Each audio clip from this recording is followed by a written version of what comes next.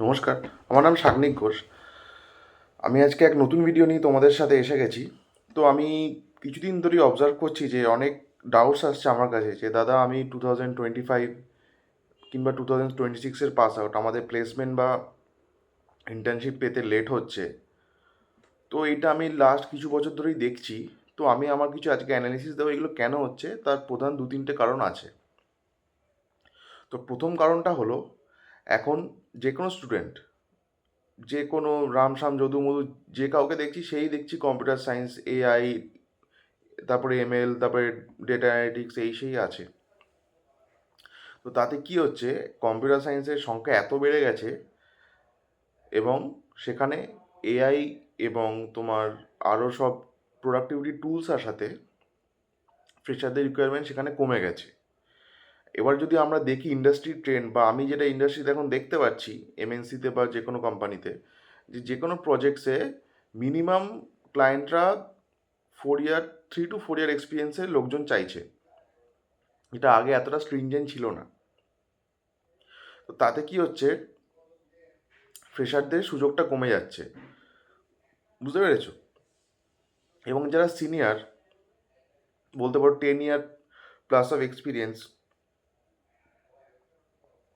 10 to 15, এবং যারা mid level developers যেরকম বলতে পারো 8-9 ইয়ার এক্সপিরিয়েন্স, তাদেরকে বলা হচ্ছে আগে যেখানে তারা তোমাদেরকে আগেও আমি ভিডিওতে বলেছি যে তারা যেখানে আগে ছোটো ছোটো কাজগুলো জুনিয়রদের দিত, এখন জুনিয়রদের না দিয়ে সব এআই টুলসকে দিয়ে এই কাজগুলো করানো হচ্ছে। তো তাতে একটা এফেক্ট পড়েছে। আর আগে কি হতো, যে টাইমে আমি পাস আউট করেছি ইন দি ইয়ার 2020, সে টাইমে এত কম্পিউটার সায়েন্সের ক্রেজ ছিল না, বাকি ব্রাঞ্চেসগুলো ছিল। এরকম আমি নিজে ইসিই থেকে পাস আউট হয়েছি, ইসি, ইলেকট্রিক্যাল, বাকি ব্রাঞ্চেসগুলো থেকেও ছেলেমেয়েরা পড়তো, ঠিক আছে? আর কোডিংয়ে এত ক্রেজ ছিল না। তাতে কি হয়েছে, কম্পিটিশানটা অতটা বাড়েনি। তো সেই সময় এই জন্য লোকেরা একটা মোটামুটি প্লেসমেন্ট গ্র্যাব করতে পেরেছে। এখন যেটা হয়ে গেছে, যে দেখো সোজা কথা, ভ্যাকেন্সি লিমিটেড আছে, স্টুডেন্ট বেড়ে গেছে, তাতে এখন কি হয়েছে, যে বেঞ্চমার্কটা উপরে হয়ে গেছে। আগে যে জিনিসটা একটা 2 ইয়ার এক্সপিরিয়েন্স প্রফেশনালের থেকে এক্সপেক্ট করা হতো, এখন সেই সেম জিনিস একটা ফ্রেশারের থেকে এক্সপেকটেশন করা হচ্ছে। যেরকম সে ডিপ্লয়মেন্টও জানবে, পাইপলাইনও জানবে, কোড রিভিউজ, আরও যা জিনিসগুলো থাকে সেগুলো তারা সবাই জানবে। এটা আমি মনে করি করা হয়েছে, তার কারণটা হচ্ছে ফিল্টার ক্রাইটেরিয়ার জন্য। তো এবার সলিউশনটা কি? সলিউশন হলো একটাই, তোমরা শুধু এমএনসির পিছনে পড়ে থেকো না। যদি তোমরা পারো স্টার্ট আপস দিয়ে আরম্ভ করো। তোমাদের এখন প্রধান লক্ষ্য হচ্ছে, বারে বারে আমি বলছি, এক্সপিরিয়েন্স গেন করা, কোম্পানি দেখা নয়। তোমরা একটা এক্সপিরিয়েন্স গেন করো, 2-3 বছর একটা এক্সপিরিয়েন্স গেন করে then move over to any MNC.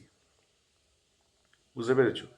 এবং আরেকটা কথা আমি বলতে চাইছি, যে যারাই ভাবছো যে প্লেসমেন্ট পাচ্ছি না, চলো গভর্নমেন্ট এক্সাম বা গেট এক্সামের পেছনে ছুটি, একদমই না। একদমই এই ভুলটা করো না। তার কারণটা কেন, সেটা বলতে গেলে অনেক ভিডিওটি লম্বা হয়ে যাবে। তো এটাই বলতে চাই, তোমরা প্লেসমেন্টের জন্য চেষ্টা করো। ওয়ান্স ইউ ল্যান্ড প্লেসমেন্ট, তোমরা জবের সাথে সাথে সাইডে এগুলো তোমরা করতে পারো। এটা আমি আমার নিজের ওপিনিয়ন দিলাম, you can differ from it. তোমাদের যদি ভিডিওটি ভালো লেগে থাকে তো আমাকে তোমরা কমেন্টে জানাও। আর যদি তোমাদের কিছু জানতে হয় বা কোনো ডাউটস থাকে সেটাও তোমরা আমাকে কমেন্টে জানাও। To like, share and subscribe to the channel corporate guidance by Sagnik Ghosh. তো আজকে এই পর্যন্তই। নমস্কার।